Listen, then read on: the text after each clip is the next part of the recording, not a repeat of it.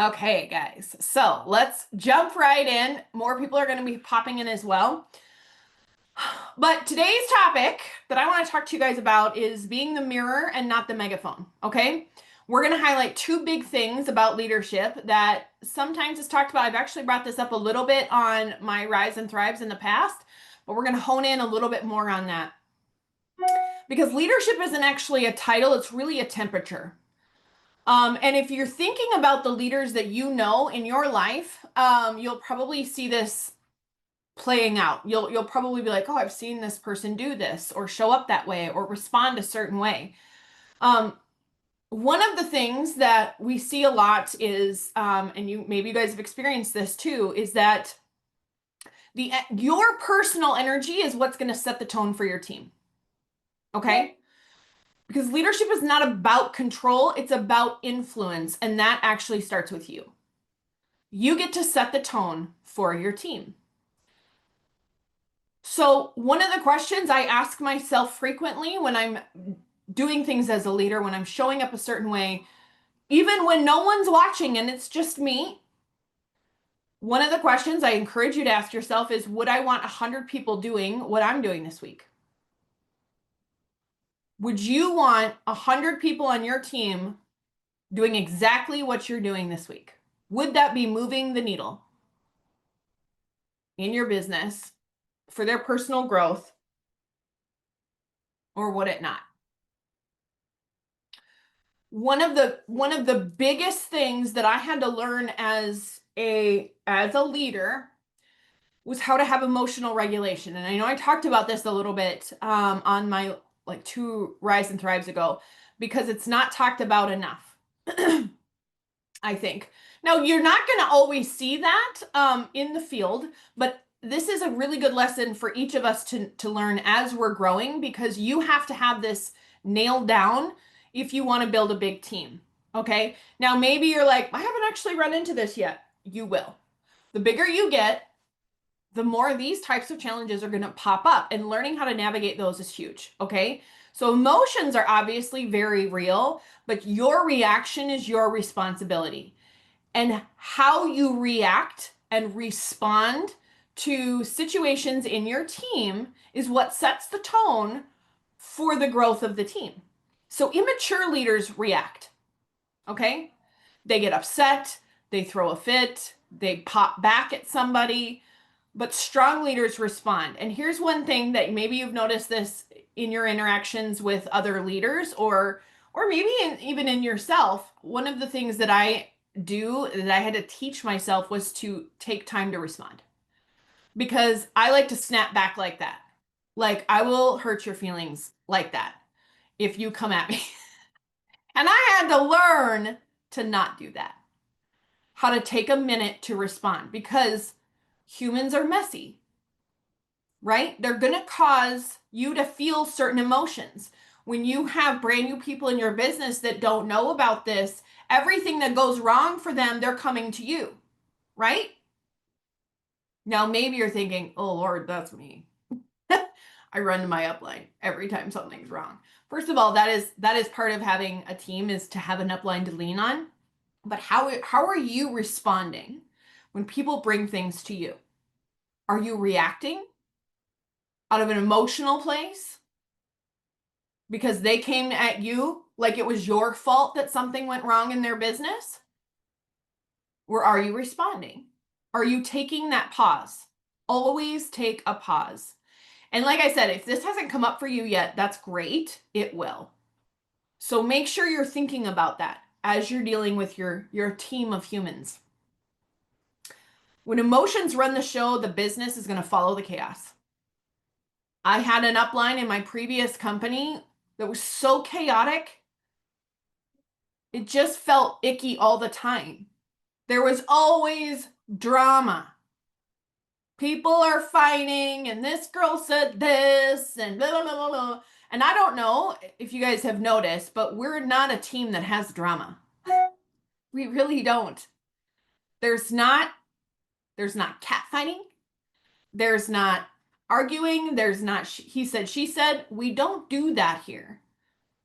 And the reason that is because of the leadership, right? how Tina leads, how I lead, how Barb leads, how Aaron Parker leads.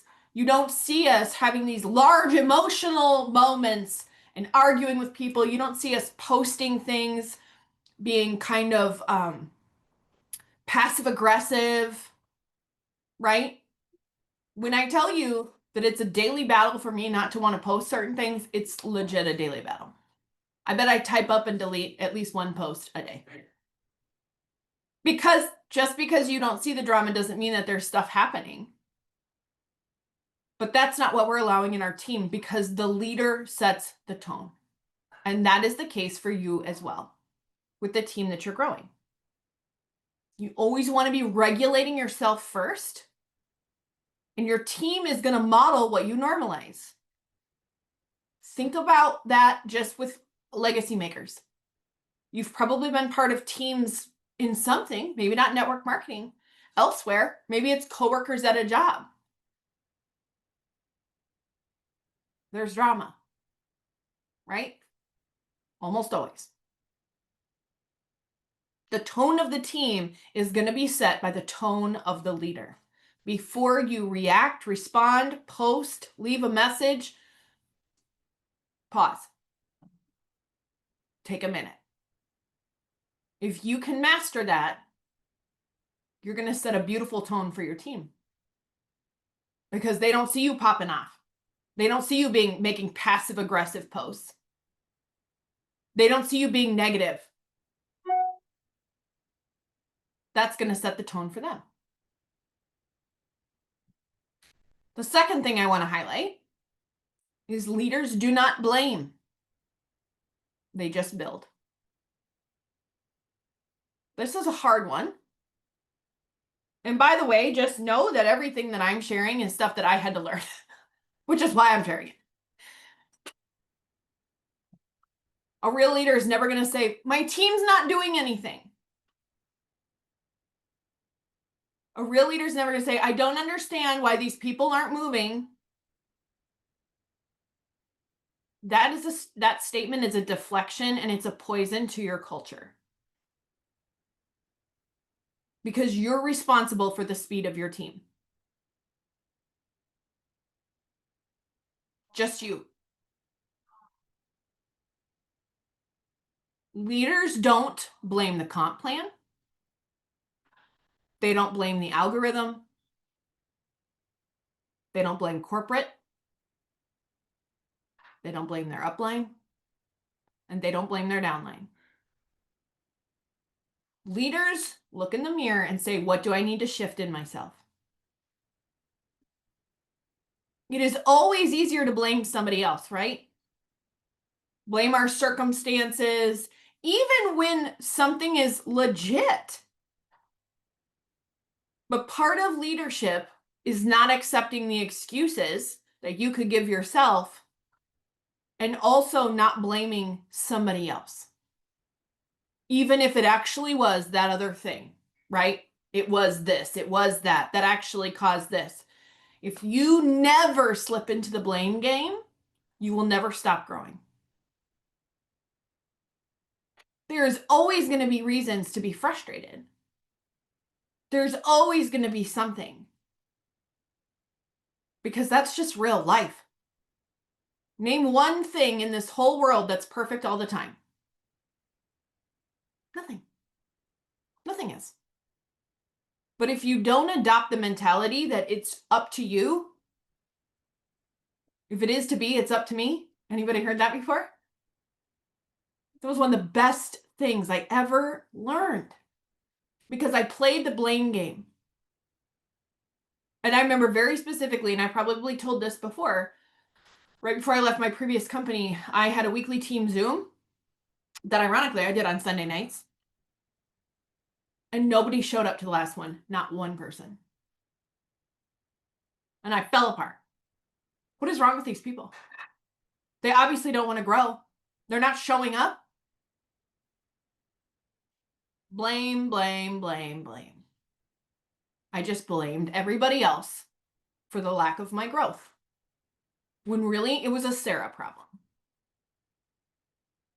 And if you adopt the mentality that anytime something isn't moving in the direction that you want, that it's up to you, taking that ownership rather than looking around you, you will literally never stop being in growth. Blame is going to keep you stuck because there's always something. But ownership's going to set you free to grow. Because you get to control your attitude. You get to control your actions. You get to control the outcome.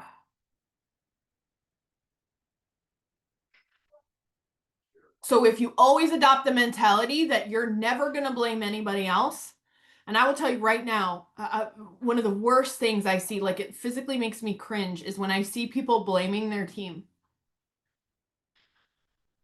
I hate it. Because every single person on your team is an independent business owner. They don't actually owe you anything. Don't expect. Just work. That's the beauty of the welcome call. Because then you can actually figure out what is motivating them to be in this business. So when you do notice a lack, you're not coming at them from like, why aren't you working? I haven't seen you posting. I haven't seen you sending any messages. You didn't show up on the team huddle. And it moves you away from blaming into being like, hey girl, how are you? I've missed seeing you around.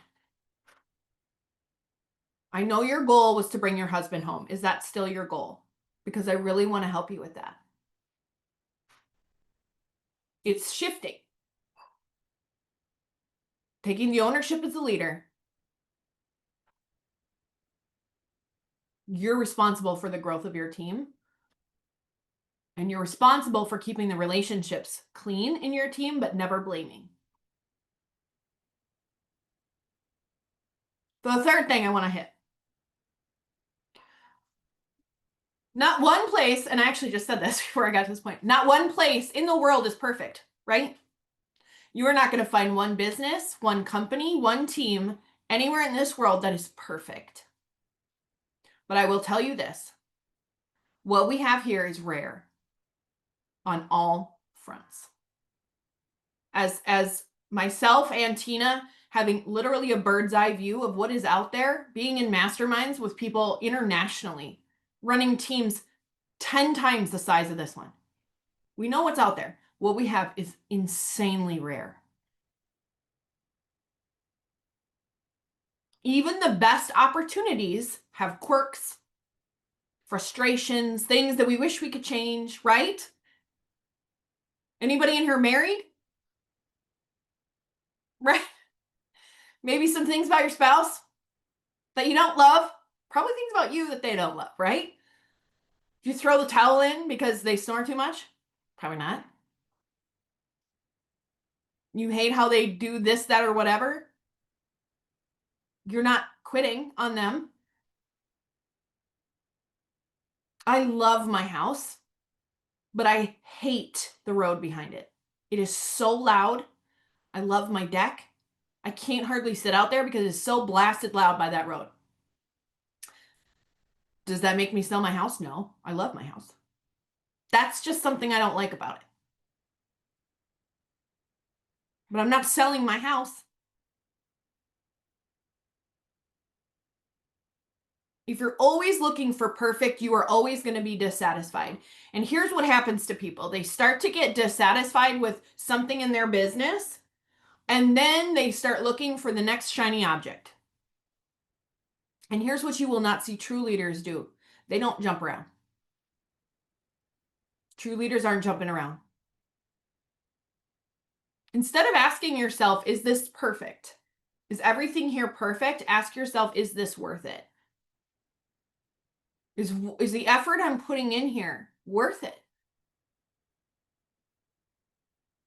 Because you're not going to see real leaders jumping around, starting from scratch, chasing the new shiny thing. Leaders don't do that.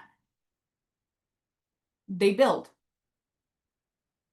And they realize, just like with a good marriage, building something of strength and depth takes time. It's navigating the things that maybe you don't love about that person, right? And being like, I love you anyway. I'm still building with you. This is very similar. You can never build anything of depth and substance. Anybody who's been married over 10 years, you know, stuff shifts after you've been married 10 years in a good way. Suddenly we have depth that we didn't have 5 years ago. You can't build deep roots if you're always uprooting. And you don't build anything that's going to withstand time if you're always uprooting. And most of us, I think, are here because we want to build something that lasts, right? We want to build something that our grandkids are going to benefit from. That's why I'm here. Maybe not everybody's into that, but also you're probably not on this Zoom if you're just here for some quick cash, right? You want to build something that matters. And if you're ripping up and running away to the next thing that seems easier, you will never build anything of depth. You won't hit that big money. It takes time to build. People leave great companies chasing what they think is the next big thing. But leaders stay. And then they build what other people wish they had. Right? How many people would love to be a red diamond like Tina Joy Carroll? Me. I'm working on it. But if I had bailed out when stuff got real hard, I wouldn't even be sitting at Diamond Elite right now. I'd have to start over at Jade somewhere else. Ugh. No offense to Jade's on here. I'm not saying it like that. I just mean I don't want to start over. I put 3 years in here. I'm just getting started. But if I rip up, I have to start over somewhere else. Now, having lost a bunch of credibility, having lost what I did build, that I can't come back to. So think about that the next time you're maybe feeling a little frustrated that maybe your volume's not where you want it to be yet. I don't think there's one person in this company that would say that their volume is where they're done now. Maybe Bree, I don't know. But pretty much everybody is still running for something. You're not unique in that. But you won't ever reach it if you run.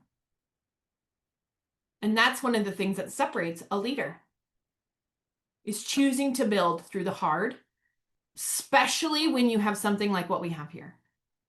Because there is nothing like it out there. I'm telling you right now. And if you've ever seen anybody go to a different company, here's what I'll tell you in 3 years. I've never seen one person leave here and make more money than they were making here. Not one. I've never seen them grow bigger or do better than they were doing right here.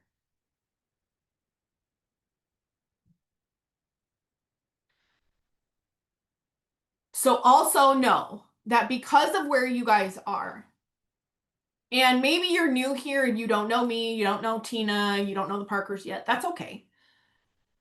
But those of you who have know, I think, that you can trust that us as leaders are so beyond committed to this team and making sure that every single person achieves the goal that they want. And do you not think if there was something else better out there that we wouldn't, guys, we're packing up, right? Come on, guys. We would do that.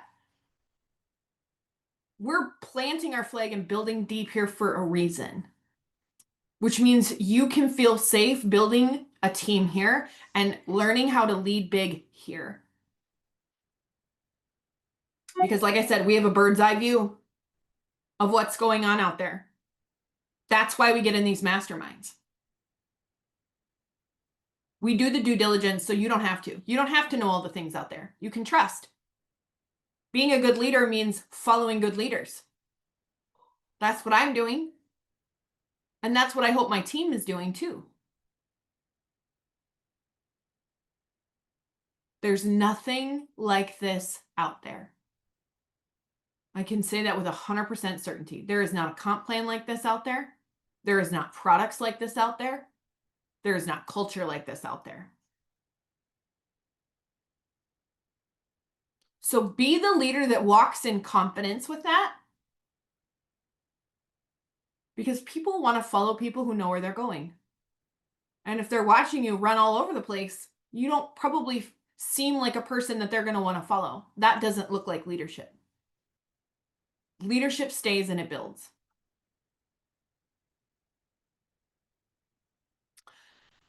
So I want to leave you guys with this. I know I'm kind of flying through this. That's the point. We want this to be very bite-sized. You don't need permission to lead, okay? The fact that you guys got on here says so much about who you already are as people. You're already a leader. You already are. You don't need permission to lead. You don't need the perfect circumstances to take ownership, to steer your own ship. You just have to decide. You have to make a decision that you're going to lead. You're going to step up. You're going to dig your roots down. You're going to decide that you're done waiting for your team to move for you, and you're going to be the one to move first. The speed of your team is directly related to your speed. And your speed is also what's going to bring people to you. People don't want to join people who are lazy or negative. They want to join people who are excited about where they're going. That's not related to how many shout outs you can make throughout the month. How many people on your team hit Jade has nothing to do with that. We say all the time, you got to show up as the leader you want to be before you're that person. This is how you start doing that. You set the tone. Are you a person that you would join?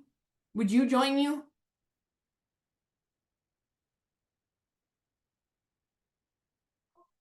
Are you a mover and a shaker? Somebody that's in growth? I ask myself that every day. How am I showing up? How am I presenting? How am I leading? Where am I shifting the ship? The speed of the team is the speed of the leader, and that's why we have to go first. I'm really proud of how many of our team got into Rob Sperry's training, because that was a commitment. It was a financial commitment. It was a time commitment. And I'm so proud that we had that many. That means we have a team of leaders. And that was the other reason we wanted to do this. We wanted to make sure that we were equipping you guys with some really basic tools, some mindset shifts, some tangible things to start becoming the leader that you want to be. 3 years ago, there was a reason that I wasn't diamond right out of the chute. I had to become the person I needed to be before I could even hit that rank. I had to become a person that attracted the type of people that were going to help me get there. So that's my call to action for you guys, is to sit with some of that today and see where maybe you need to shift, to take a pause before you want to pop back in a situation. Take a pause. Think about the people that you think are some of the best leaders you've ever seen and start mirroring what you see them doing or not doing.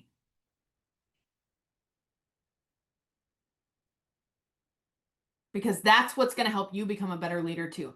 That's why we coach. That's why we get in rooms like we get in, like you guys are getting in. You come to the events. You get around other people that want to grow. And that's how you set the tone for your team. So, oh no, people are still coming into the waiting room. So sorry, we're about done. Um, so anyway, that's what I have for you guys today. I hope that was helpful. Think about that this week with your actions, with the things that you're doing on the daily. Start find a leader that you really admire, somebody that you really want to emulate. They don't have to be top of the comp plan. It could be somebody a rank above you. It doesn't matter. Somebody you resonate with. How do you see them showing up? How do you see them responding? How do you see them leading? What are they not doing? That's just as important as what they are doing. Pay attention to those things. It's a journey. It's a process. Be patient with yourself. You're learning to become somebody you've never been. Don't expect to know how to do that overnight. Give yourself some grace. The fact that you guys are even interested in this is enormous. And I am so excited. Okay, guys, that's it. Under 30 minutes. Yes. All right. I love you all. Thanks for hopping on. Next Friday, same time. Okay. And the all-in call, I think, is in 30 minutes. Is that right? I think 30 minutes. Yep. Okay. So all-in call, Trinot mentoring. Don't miss it. So much fun stuff coming. Good Lord, you guys. This is going to be amazing. If you're new here, we are heading into our crazy season. August, September, October, November. Banger. So glad that you guys are here. So glad you guys are on here. I love you all. I'll see you all in about 30 minutes.